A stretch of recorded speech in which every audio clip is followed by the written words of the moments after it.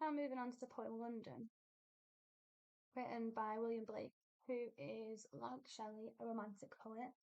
Now they are romantic poets of different traditions, really. William Blake was very much, he was anti-institutions, just like Shelley. So he was very much a radical. He was very much against empire.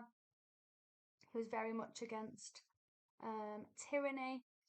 But for William Blake, his poetry often focuses on people, and people who are victim to corruption and exploitation. He very much is arguing against oppressive systems. So we're going to think about powerful institutions.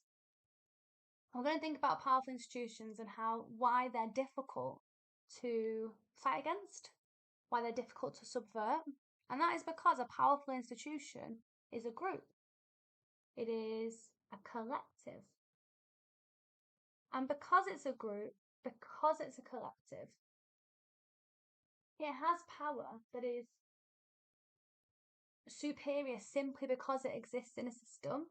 It is reinforced by itself. It has backup, essentially. It is superior, it is potent, and it's quite long living, it's quite constant because it has so much power behind it. And because it's so constant, a powerful institution can feel almost unstoppable. It can feel unbreakable, unavoidable. Because simply it is so huge. And the powerful institutions that William Blake is writing about in London, he believes are oppressive.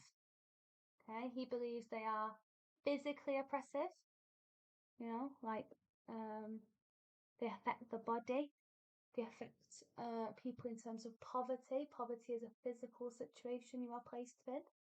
But also he believes they are mentally oppressive, oppressing our hopes and dreams, our livelihoods, our liberation, etc.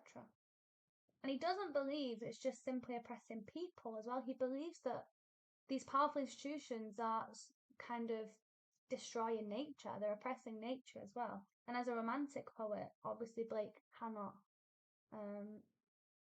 stand by and allow that. He wants to write in rebellion of that.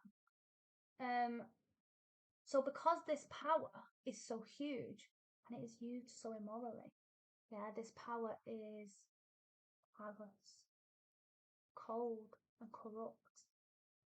And because of that, he sees this immorality. And this immorality, he says, is physically and mentally oppressive. It restricts, limits, and controls. And if something constricts, limits, and controls, it's almost boxing, wrapping you in. So we can see this as a representation of imprisonment. And Blake really is criticising the imprisoning impact of these powerful institutions.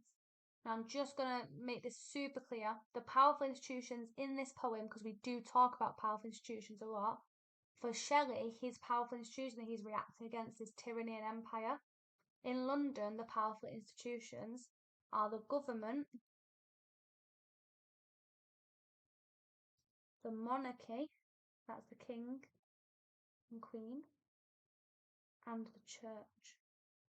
Now, William Blake was a believer in God, a lifelong Christian, but he believed that the church wasn't necessarily doing its job. He believed that they were focused on the wrong things, or it wasn't really a place that was providing safety, or it was perhaps providing safety for people who weren't necessarily in positions of, for example, extreme poverty. And he believed that religion should be a sanctuary for all people. So very much he's criticising these institutions. He's not in any way criticising God or religion itself. He was very much a believer of God and followed religion his entire life.